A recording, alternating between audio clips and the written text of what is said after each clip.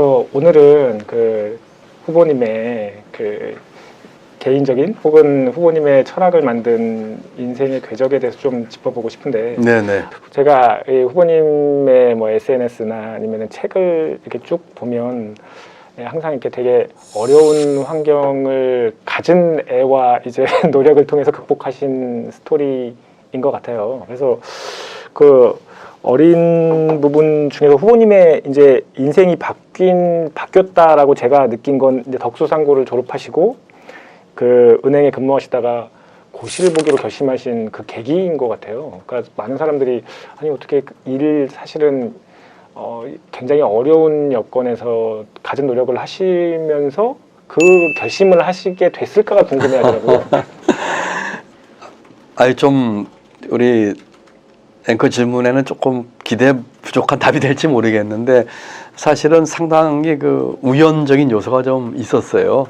제가 상업학교 졸업하고 어린 나이에 직장 생활을 했는데 독신자 합숙소에서 살고 있었습니다. 저희 집은 그때 그 당시엔 성남이었고 제가 처음 했을 때는 경기도 광주였습니다. 무허가 판잣집 철거돼서 경기도 광주에서 이제 천막 생활을 하다가 이제 저희가 조그맣게 이제 벽돌 집을 짓고 살았는데 제가 취직을 이제 고등학교 졸업하고 했는데 너무 멀어서 은행 제가 다닌 직장이 합숙소에 있었는데 어느 날 옆방 선배 방을 놀러 갔다 나오는데 이분이 책을 버려놓으셨어요.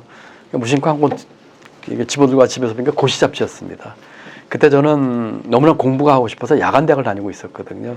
그래서 그 고시 잡지를 보고 고시 공무원 시험 준비를 해봐야겠다는 결심을 하게 됐고 그때 그 생각은 부끄럽습니다만 국가와 민족과 사회 이런 생각보다는 어렸을 때 당했던 그런 가치 박탈에 대한 보상 심리였던 것 같아요. 그때 고등학교 졸업하고 직장생활하면서 가졌던 열등감, 또 억울함, 내가 더 할 수 있는데 하는 그런 것에 대한 아쉬움, 그런 것에 대한 가치 박탈에 대한 보상 심리로 뭔가 이런 거 한번 해보면 어떨까 하는 생각을 해가지고 고시 공부를 20대 초반에 하게 돼서 한 2년 반 공부 끝에 이제 운 좋게 이렇게 시험에 합격해서 공무원 생활을 하게 됐습니다. 네, 사실 이 일을 하시면서 또 어려운 환경에서 돈을 버셔야 하는데 불확실한 쪽이잖아요. 어쨌든 간에.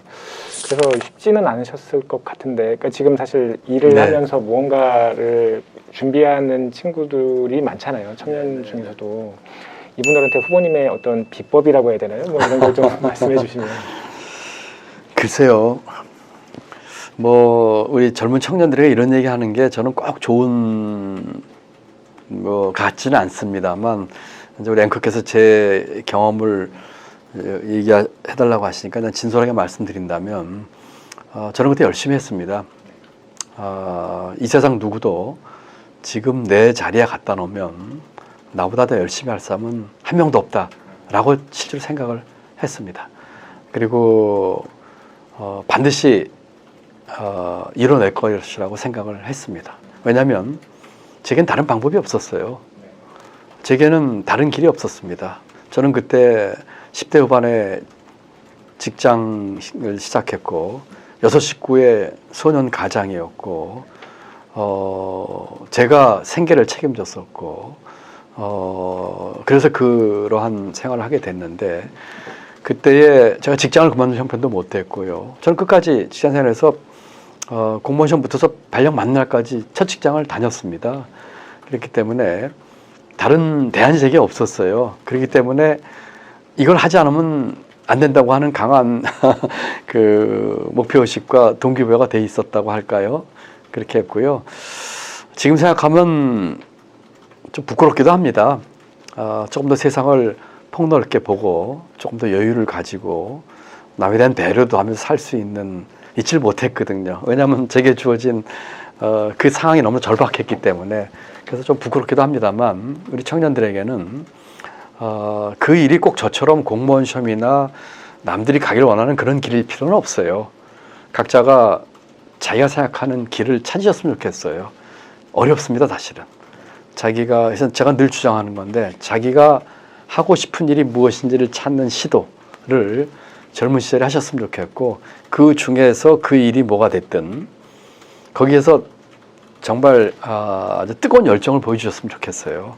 그런데 그 자기가 하고 싶은 일이 무슨 찾기 어렵기 때문에 하시다가 중간에 바뀔 수 있을 겁니다. 이렇게 생각하시면 좋을 것 같아요. 가장 행복할 때는 자기 꿈을 쫓을 때다. 더 행복할 때는 그 꿈을 바꿀 수 있을 때다. 그게 청년기다라고 생각하시고 하시면 좋겠습니다. 제가 걸어온 길과 같은 세상이 전개되지 않을 겁니다. 세상은 오히려 훨씬 넓어지고 다양해지고 기회가 많아지고 가치도 다원화됐어요. 그렇기 때문에 어떤 특정한 길이 아닌 자기 다음을 살릴 수 있는 길을 찾아서 거기서 최선을 다해 주시면은 그게 공무원 아니어도 상관없고 고시 아니어도 상관없고 어디 가서 어떤 일을 하시든 보람 있고 가치 있는, 그러면서 스스로 행복할 수 있는 그런 기회가 전 생기라 믿습니다. 네. 사실 후보님의 책을 읽다가 아까도 잠깐 말씀하셨지만 열등감이라고 하는 부분이 이제 본인 발전의 계기가 되신 것 같이 저는 느껴지더라고요. 네. 그게 그렇게가 참 사실 쉽지는 않았을 텐데 어떤 생각을 하셨나요? 제 인생에서 암흑기가 언제나 꼽는다면 남들이 청춘이라고 하는 그 시절일 겁니다. 제게는 암흑기였어요. 그리고 아주 오랜 기간 동안 그 청년기에 제 속에 있는 수많은 감정 중에서 대표적인 거 하나만 끄집어내라면 그건 열등감이었습니다. 제가 있었던 첫 직장이나 또 공무원 돼서 갔던 기획재정부나 제가 기획재정부 처음 갔을 때는 경제기원이었는데요. 그런 말까지 들었거든요. 야, 요새 별 희한한 학교 나온 사람이 시험에 붙어서 여기까지 왔네 하는 얘기를 들었습니다. 제가 나온 상업학교나 제가 나온 야간대학을 같이 나온 분은 한 분도 안 계셨었거든요. 글쎄요. 그런 열등감 내지는 제 환경이 제게 강한 동기를 부여하고 이것을 극복하겠다고 하는 집념과 뭐 성공이란 정의를 어떻게 될지 모르겠습니다만 뭔가를 해내겠다는 그런 생각이 뭐 오늘의 저를 만들었기 때문에 그런 열등감, 그런 환경이 큰 역할을 했다고 저는 부인하지 않고 오히려 지금은 그 시절을 저는 위장된 축복이라고 표현합니다. 그러니까 아주 어려운 형태로 찾아오지만 스스로의 노력에서 그걸 깼을 적에 이 보석처럼 빛나는 축복이 누구에게나 있거든요. 청년들께서 혹시 이 프로를 보신다면 다 어려우세요. 제가 청년기보다 지금 청년들이 훨씬 어렵습니다. 양태가 다를 뿐이죠. 그 어려움을 보석처럼 빛나는 축복으로 꼭 만드십시오. 위장된 축복으로 만드십시오. 그리고 그렇게 만드는 것은 결국 자기에게 달려 있습니다. 그래서 힘드시더라도 희망을 갖고 길은 다양하게 다르실지라도 그것을 극복하고 그 어려움을 위장된 축복으로 만드시는 그런 과정이라고 생각하시면 좋을 것 같습니다. 네. 그 사실 요새는 워라벨이라는 얘기가 네네네. 후보님은 워라벨을 잘 못 누리셨을 것 같아요. 맞습니다. 그리고 그때는 70년대거든요. 80년대 초. 제가 첫 직장을 생각할 때가 70년대 중반이고 공무원 시작을 80년대 초에 했으니까 그때는 워라벨 이런 말도 없었고요. 토요일도 일을 했었고요. 지금 믿겨지지 않지만 사무실에 담배를 다 폈어요. 그런 시절입니다. 지금 생각하면 끔찍하죠. 그래서 그런데 저희가 하는 얘기를 평면적으로 그대로 들으시거나 지금의 세상에 적용하시려면 안 됩니다. 옛날 얘기예요. 지금은 훨씬 더 넓은 다양한 세상이 펼쳐지고 있고 심지어는 제가 어제 블록체인 벤처기업을 갔었는데요. 거기에서 NFT 등록을 했습니다. 가상 현실 속에 저의 그 출마 동영상을 이제 등록을 해놨거든요. 어쩌면 이제까지 우리가 살고 있는 세상보다 더 큰 가상 현실 세상이 다가오는 이런 세상입니다. 우리 현실 세계도 너무나 변했고요. 그렇기 때문에 가는 길에 대한 어떤 과정을 제가 했던 그런 길로 생각하시면 이거는 안 되고요. 지금의 세상에 맞는 다양성, 그 다음에 가치의 다원성, 그 다음에 수많은 기회, 그리고 내가 갈 수 있는 길이 몇 가지 이렇게 줄 쭉 늘어서 그런 트랙이 아니라 수많은 길이 있고 거기서 정말 내가 누구며 내가 하고 싶은 일 무엇인지 찾는 길은 너무나 많기 때문에 그 속에서 이제 우리 청년들이 저희 청년 때보다 훨씬 더 현명하고 그 많은 정보를 가지고 좋은 길을 택하실 거예요. 그래서 다양하게 남 따라가지 마시고 자기 길 가셨으면 좋겠습니다. 후보님 좀 후보님의 인생에서 약간 아픔이 네네. 있었던 그 말씀을 좀 드리고 싶은데 일단 제가 후보님의 기사나 이런 걸 볼 때 하나의 상징이라고 또 생각했던 게 이제 아드님이 아프시거나 이제 잠깐 떠나실 때도 후보님께서 이제 다음에 준비했던 발표를 검토하시고 네. 했던 그런 게 저는 하나의 후보님을 볼 수 있는 하나의 단면이라고 생각이 들었는데 저는 감히 생각할 수 없는 정도의 아픔인데 어떻게 그렇게 일을 하실 수 있었는지 좀 궁금합니다. 그래서 우리 앵커님이 굉장히 힘들게 말씀을 해주셔서 고맙습니다. 이제 사연을 아시고 이렇게 하신 것 같습니다. 저희 큰아들은 8년 전에 27 나이로 세상을 떠났습니다. 저는 못된 아빠였습니다. 사실은 그 나이 때 저보다 훨씬 아름답고 훌륭한 청년이었는데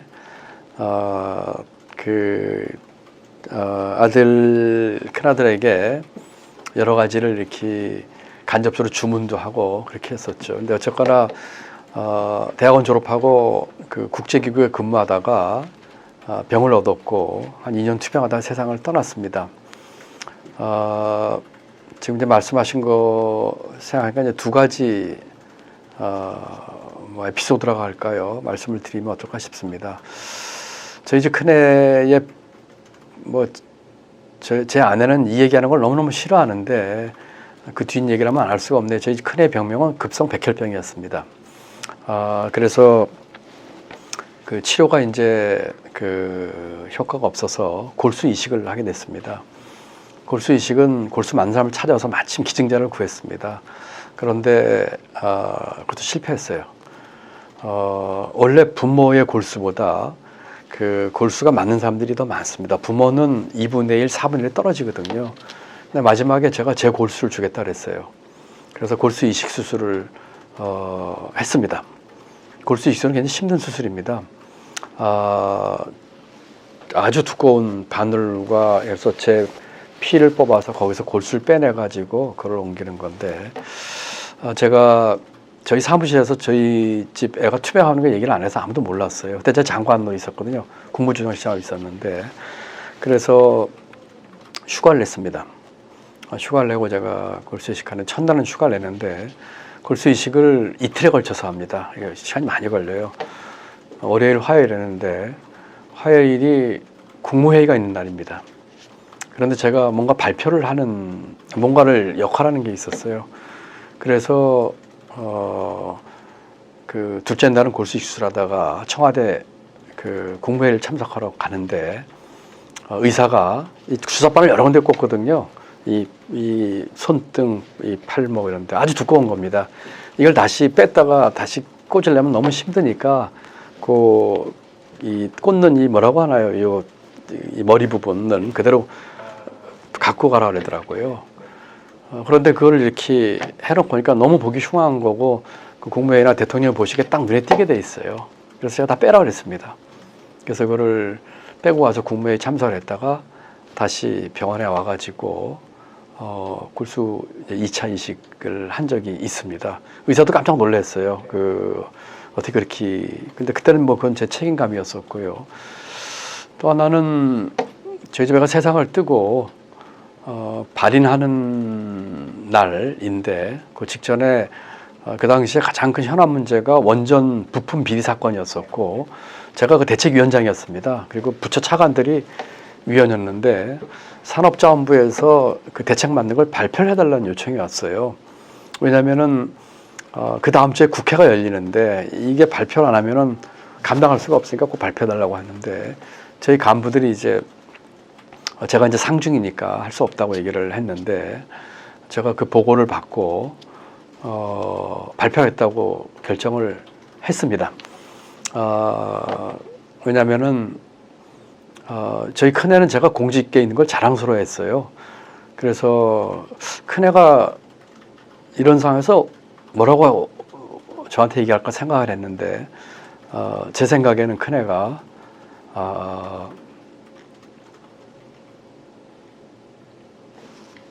아빠 이거 발표하셔야 됩니다라고 얘기를 할 거라고 좀 믿었어요. 그래서 그 발인하는 날이 마침 공휴일이었습니다. 10월 9일 한글날이었는데 오전에 발인하고 오후에 와서 간부들로부터 보고받고 그 다음날 제가 발표를 했습니다. 너무너무 힘들었어요. 사실은 제가 이를 약물가했습니다. 제 뒤에 큰애가 있다고 생각하고 했는데 사실 그때 언론에서는 아무도 몰랐거든요. 그날 밤에 그 모 방송국의 그 밤 11시에 뭐 나이트 라인인가요? 여기에 제가 출연해서 그 발표한 내용을 설명을 하도록 돼 있는데 그거를 보고 어떤 지인이 저한테 문자를 보냈더라고요. 왜 이렇게 얼굴도 표정도 어두우며 넥타이는 왜 이렇게 어두운 걸 맸으며 하는 그 충고의 말씀을 방송 끝나고 저한테 보내셨더라고요. 제가 얘기를 안 했기 때문에 제가 이 부고도 안 보냈고 부의금도 받지 않았고 했기 때문에 주위 사람들이 몰랐거든요. 글쎄요, 이거를 많은 분들이 저보고 공직자로서의 책임감, 뭐 워크홀릭 이런 얘기하는데 그런 거 아니고요. 그런 거 아닙니다.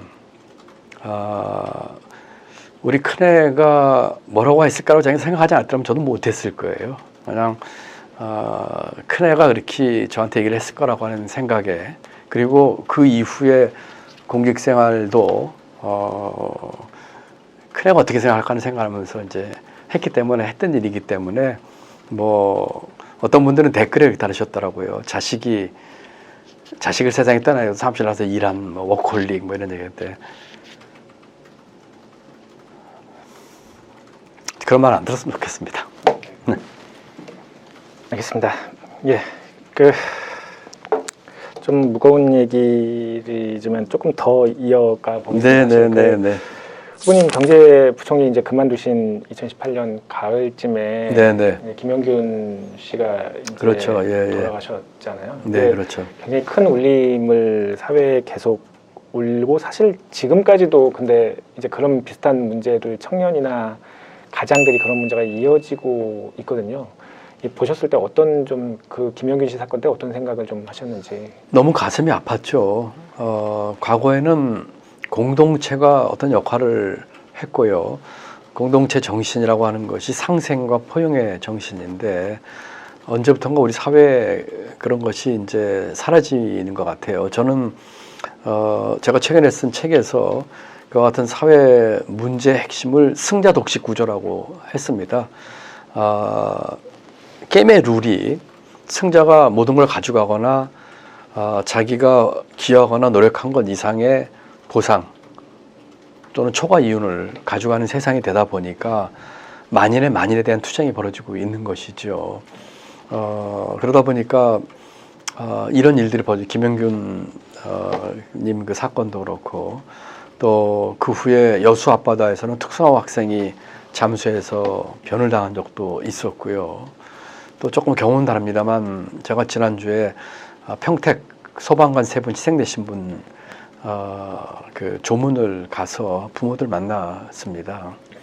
또 그뿐입니까? 세월호 사건도 있었고요. 이런 걸 볼 때마다 우리 사회가 어떻게 하다가 이렇게 됐으며 또 이런 일이 나면은 뭐 며칠 시끄럽다가는 잊어버리고 이렇게 됐을까 하는 생각을 해봅니다. 그래서 이와 같은 승자 독식 구조를 깨야 되겠다는 생각, 어떻게 보면 이게 기득권 카르텔을 깨는 거거든요. 그런 생각이 제가 정치를 하게 된 핵심이고, 그래서 제 정치 슬로건도 기득권 공화국을 깨고 기회의 나라로 만들자는 것이거든요. 김영균 님도 그렇고 여수 특성화 학생도 그렇고 기회를 갖지 못한 거예요.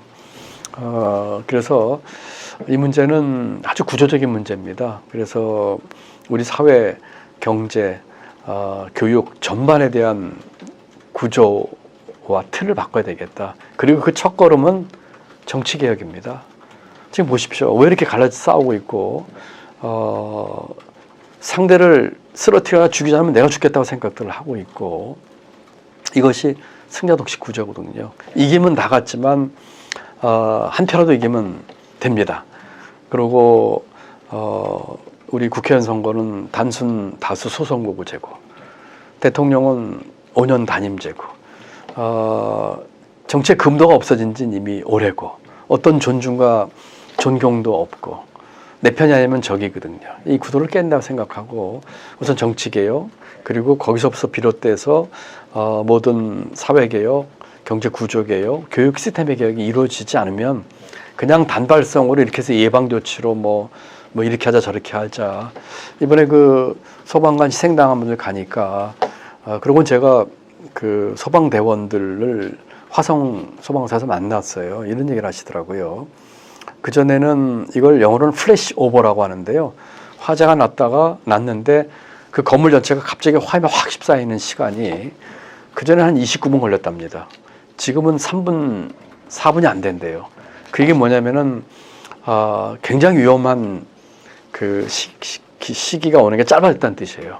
그런데 화재 현장에서의 골든타임은 5분이라고 하거든요. 그 속에 들어가서 구하거나 진화를 해야 되는데, 그 기간 안에 그 전 건물이 화염에 휩싸이는 현상이 벌어진다는 거예요. 왜 그러냐 했더니 그 건축 자재, 건축 공법 이런 게 워낙 달라져서 그렇다는 거거든요. 그러면은 거기에는 대책을 만들어야 되겠죠. 뭐 김영균 님도 그렇고 여수 특수하고, 근데 그것만 가지고 될까요? 그냥 땜빵일 거예요. 이 구조 자체를 바꿔야 됩니다. 그러면 왜 그런 일이 생겼고, 왜 그 특수한 학생이 그 장비를 짊어지고 바닷속에 뛰어들어야 됐고, 왜 김영균 님은 그렇고, 또 지하철에서 사고당한 우리 젊은이들도 그렇고, 이런 사회구조 전반에 대한 개혁이 있어야 되고 한다고 생각을 하고, 그와 같은 제도 개혁과 이제 이런 거겠죠. 그런 것들이 다 상생과 포용이 되는 사회가 지속 가능하고, 길게 봐서는 오히려 더 발전할 수 있는 사회라는 걸 우리가 인식을 해야 되는데, 그런 인식은 없고 남을 밟고 남한테 이기야지 내가 이익을 볼 수 있는 사회라고 하는 그런 의식과 제도가 팽배하기 때문이라고 생각을 해요. 우선 정치권부터 반성을 해야 되고, 그 첫 걸음은 정치 개혁이라고 생각을 해서 제가 정치에 뛰어드는 거라고 이해하시면 될 것 같습니다. 알겠습니다. 분위기를 조금 바꾸고 싶은데요. 사실 후보님이 즐겨 부르시는 노래 18번이 좀 뭔지 좀 궁금합니다. 노래 부른 지 하도 오래돼가지고요. 아유, 글쎄요. 뭐 가장 최근에 가장 의미 있게 불렀던 노래는 걱정 말아요 그대죠. 그대 걱정 말아요, 그 노래입니다. 이 노래 좀 사연이 있는데요. 제가 아주대 총장을 했어요. 그래서 그때 그 졸업식 날, 아시는 것처럼 졸업식 학생들 잘 안 옵니다. 근데 이제 제가 총장할 때는 학생들이 비록 많이 왔어요. 우리 학생들이 그 제 이름이 새겨진 졸업장 받기를 되게 원했던 학생들이 그 많았거든요. 그래서 어떻게 할까 하다가 제가 졸업사를 하고 나서 우리 보직 교수들과 함께 학생들이 노래를 불러줬어요. 그게 이 노래였습니다. 그래서 뭐 그대여 걱정하지 말아요 뭐 이런 가사 아닙니까? 그래서 제가 우리 그 학생들, 졸업생들에게 걱정하지 말고 여러분 잘해왔다. 혹시 아직 그 원하는 바 이루지 못했다면 여러분 노력의 부족이 아니라 우리 사회와 우리 기성세대 잘못이다. 그리고 청년 정신 죽었다고 하는데 그렇지 않다. 청년 정신 눈 시퍼렇게 살아있다. 여러분 잠재력이 있다. 그리고 여러분들이 지금 우리 젊은 세대보다 더 힘들다.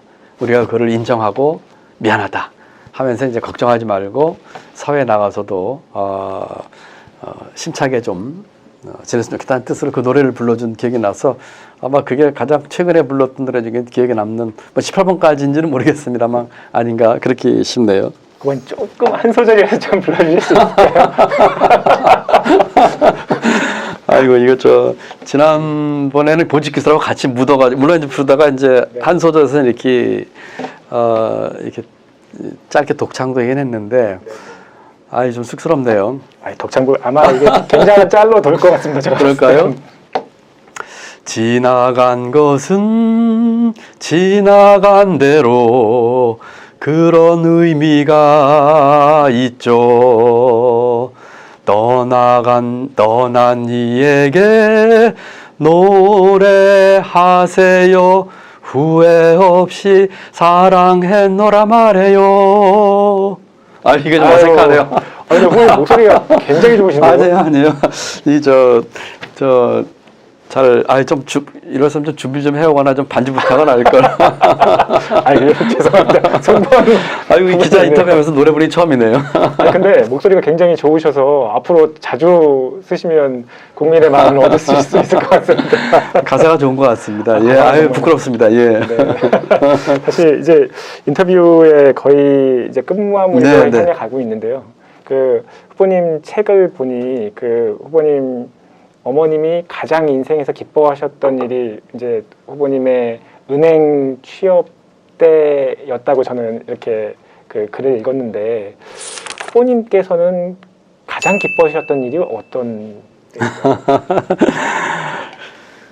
글쎄요, 어머니 얘기를 하시니까 저희 어머니는 32살에 혼자가 되셔서 정말 고생하셨습니다. 지금 이제 80이 훌쩍 넘으셨는데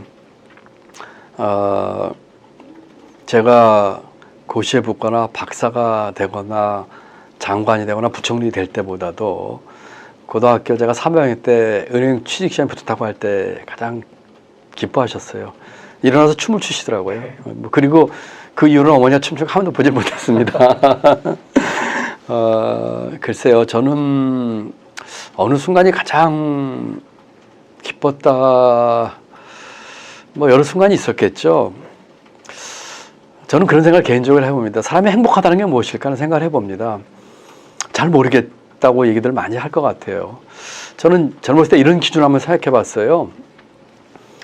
어떤 좋은 일이 생겼습니다. 기쁜 일이, 행복한 일이. 그게 얼마나 지속될까? 그 지속 가능성을 한번 생각을 해봤어요. 원하는 시험에 붙고 승진하고 기쁘죠. 오래가지는 않더라고요.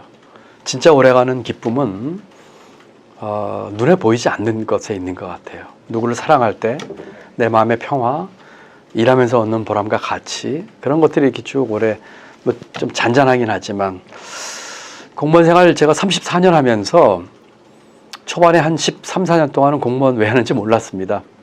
그냥 시험이 있어서 또는 어렸을 때 당했던 가치 박탈에 대한 보상 또는 직장인 그런 거였는데 그 후에 한 20년 정도는 공직을 하는 이유를 제가 알게 됐어요.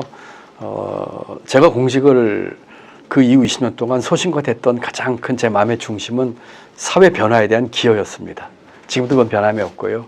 그러다 보니까 그 이후에 공직 생활이나 대학 총장이나 또는 지금도 마찬가지지만 저를 기쁘게 하고 행복하게 하는 것은 어떤 일이 달성됐다는 것보다는 그 일을 하는 하루하루 제가 하고 싶어 하는 일, 그 일을 통해서 얻는 그 기쁨, 그러면서 바치는 열정, 그래서 뭐 승진이나 뭐 좋은 자리가 아니라 그런 것이 저를 행복하게 했던 것 같아요.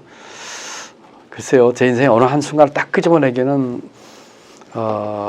어렵겠지만 저는 그런 생각을 가지고 했던 오랜 기간 동안의 제 공직 생활과 그 이후의 생활 자체의 어떤 작은 앙금들, 그게 저를 행복하게 해주지 않았는가. 그런 것들이 이렇게 침전돼서 내 마음속에 가라앉는 작은 앙금들이 저를 행복하게 해주는 게 아닌가 그런 생각을 해봅니다. 뭐 하는 걸 말씀 못 드려서 죄송합니다. 아닙니다. 아니, 반대로 그러면 가장 좌절하셨던 적은 언제였나요? 그건 답이 쉽습니다. 제 큰애를 잃었을 때죠. 제가 그 다음 해에, 큰애 그 다음 해에 세월호 사건이 났을 적에, 그때도 국무조정 실장이었는데 제가 그 일간지에 칼럼을 쓰고 있었어요. 그때 세월호 때를 느끼면서 쓴 칼럼이 하나 있습니다. 해화역 3번 출구라고 하는 칼럼인데요.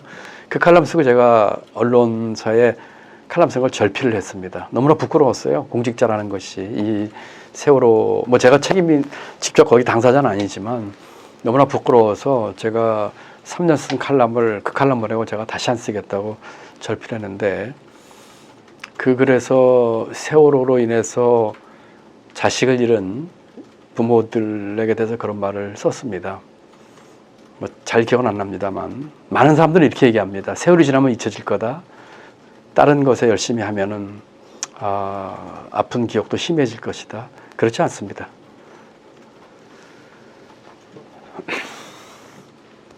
세월이 흘러도 그 심해지지 않는 아픔도 있습니다.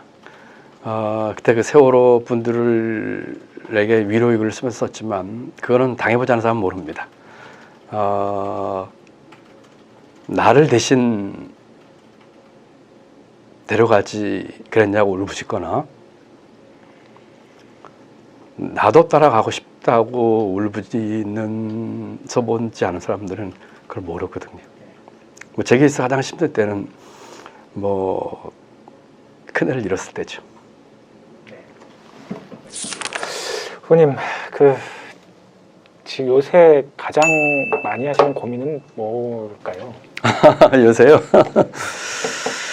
요새 사실은 두 가지로 말씀드릴게요. 큰 거 하나, 작은 거 하나 말씀드릴게요. 큰 거는 대한민국은 도대체 어디로 갈까 걱정입니다. 지금 대선 전국을 보면서 너무나 답답해요. 어떻게 하다 대한민국이 여기까지 왔나 싶습니다. 어제 윤석열 후보나 이재명 후보가 낸 공약 보면서 정말 가짜들이라는 생각이 들었어요.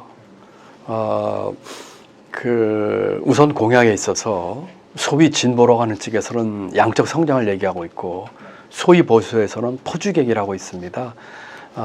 그리고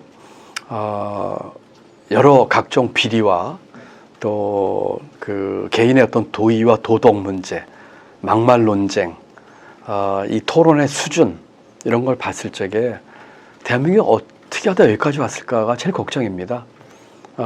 누가 대통령이 돼도 이런 상황에서는 대한민국이 정말 어려운 위기를 맞을 겁니다. 이런 말씀드려서 정말 대단히 죄송한데요. 제가 97년 IMF 위기도 겪었고 2008년 국제금융위기도 겪었고 그 위기 극복에 제가 선봉에 있었습니다. 위기에 대해서 제가 동물적인 후각도 있습니다. 앞으로 지금 같은 상황이 계속된다면 앞으로 5년 동안 대한민국의 앞날이 심히 걱정이 됩니다. 제일 걱정이에요. 제가 이런 사자성어를 썼습니다. 어목혼주. 어목은 물고기의 눈입니다. 주는 구슬이죠. 혼은 섞어서 혼란스럽게 한다는 뜻입니다. 물고기의 눈이 진주와 같은 보석과 섞여가지고 어떤 게 물고기의 눈인지 어떤 게 보석인지 구별할 수가 없어요. 지금 정치판이 그렇습니다. 너무나 많은 물고기의 물들이 나와서 국민 눈을 현혹시키고 있습니다. 또 이런 말도 했어요. 이가 난진입니다.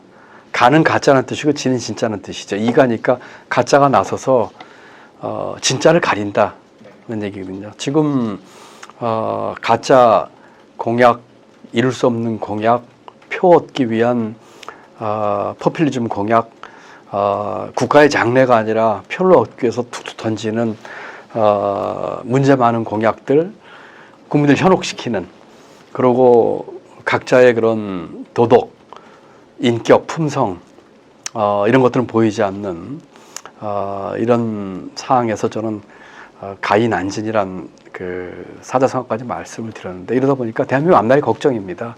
아까 우리 앵커께서 제가 부총리 있을 동안에 있었던 여러 가지 문제점에 대해서 말씀을 하셨어요.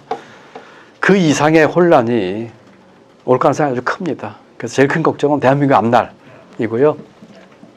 작은 걱정은 뭐 저 개인과 제 주위에 있는 사람들과 관련된 거니까 지지율이죠.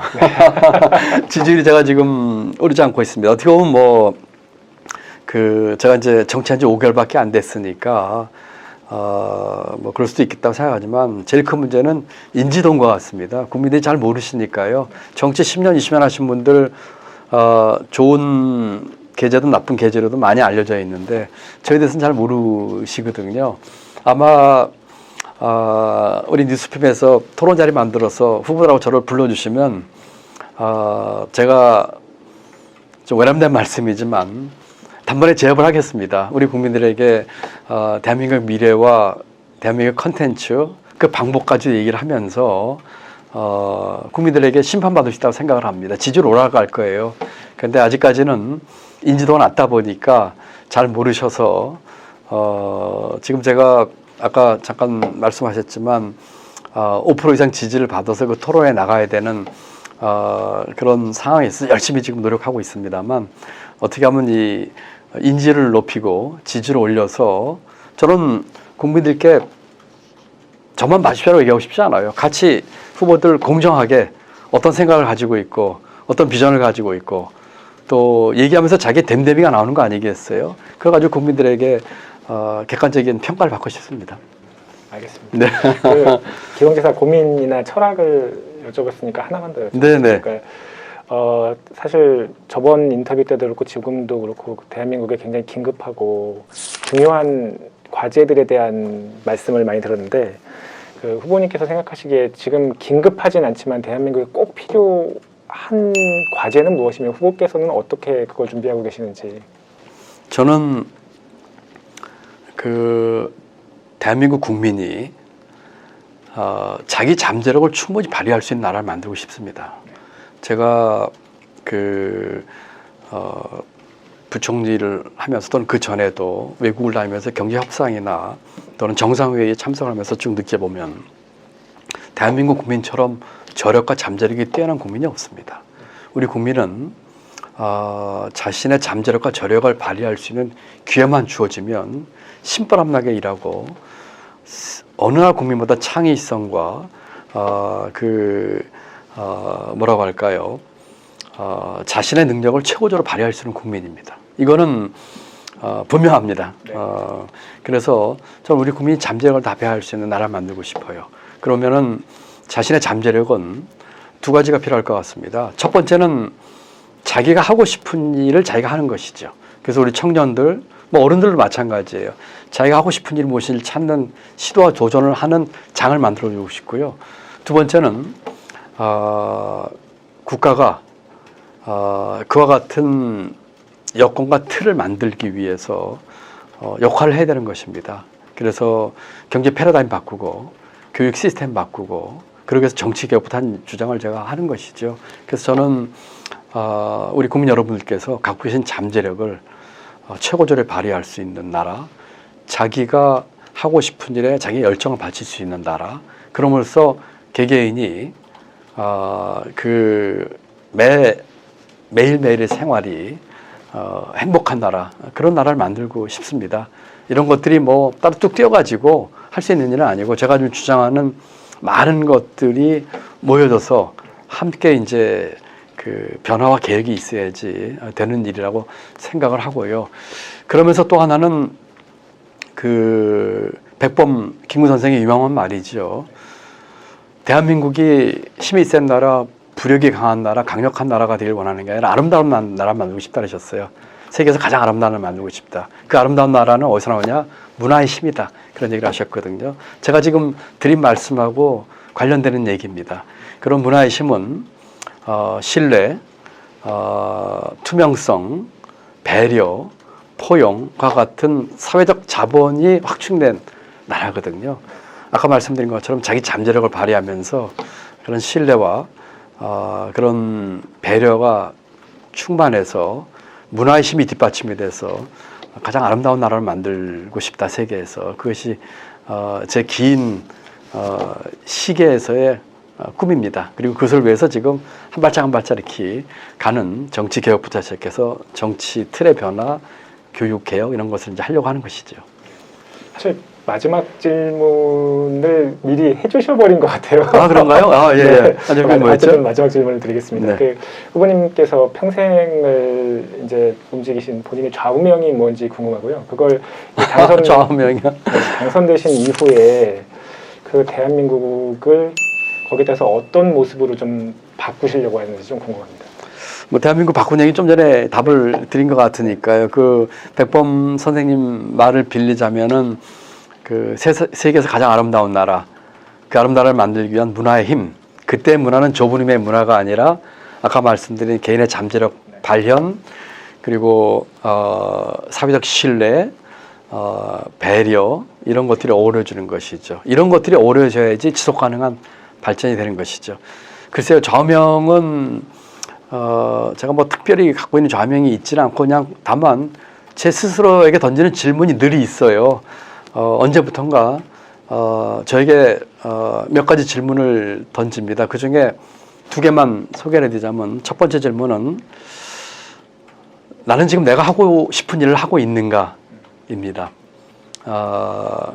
세상에서 해야 될 일도 있고 또 하기 싫어도 해야 될 일이 있긴 하지만 어떤 일을 하든지 내가 하고 싶은 일, 그것이 그 우리 사회를 위해서 그 기여할 수 있으면 더욱 좋겠죠. 저는 뭐 공지라니까 늘 그걸 이렇게 일제시켜 왔는데, 그래서 늘 제 반문합니다. 자문합니다. 나는 지금 내가 하고 싶은 일을 하고 있는가 하는 거. 두 번째는 나는 누구일까입니다. 나는 누구일까? 김동연은 누구일까? 보통 제 이름 쓰면은 사람들이 이력서를 보거든요. 그 이력서에 나와 있는 제 경력이나 학력이 저를 나타낼까? 저는 전혀 그렇지 않다고 생각을 합니다. 제 이력서에서 나오지 않은 것들이 있죠. 그것이 오히려 진짜 나일 거예요. 뭐 부총리를 했다, 장관을 했다, 총장을 했다는 것은 제가 앉았던 의자입니다. 사람들이 제게 와서 인사를 한다면 그때는 저한테 인사하는 게 아니라 제 의자에 인사하는 거 아니겠어요? 그렇다면은 더 깊숙한 데는 나는 무엇일까? 자기다움? 나의 중심 무엇일까 하는 생각을 늘 제게 자문을 합니다. 그런 것 때문에 부총리를 있으면서 제가 소신껏 일을 할 수 있었고, 여러 어려운 청와대와의 그 대립각 세우는 과정에 있어 제 소신을 꺾지 않을 수 있었고 하는 것은 그와 같은 질문으로부터 비롯된 것이죠. 나는 누구일까? 내 중심은 무엇일까? 내가 하고 싶은 일을 하고 있는가? 내가 반대하지만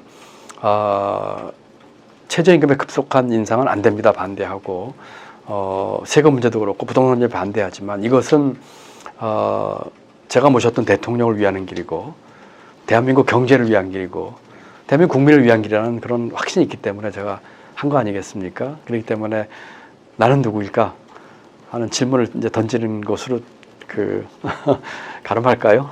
네. 오늘 후보님 인터뷰가 후보님을 궁금하게 생각하시는 많은 국민들한테 울림이 있을 것 같다는 생각이 듭니다.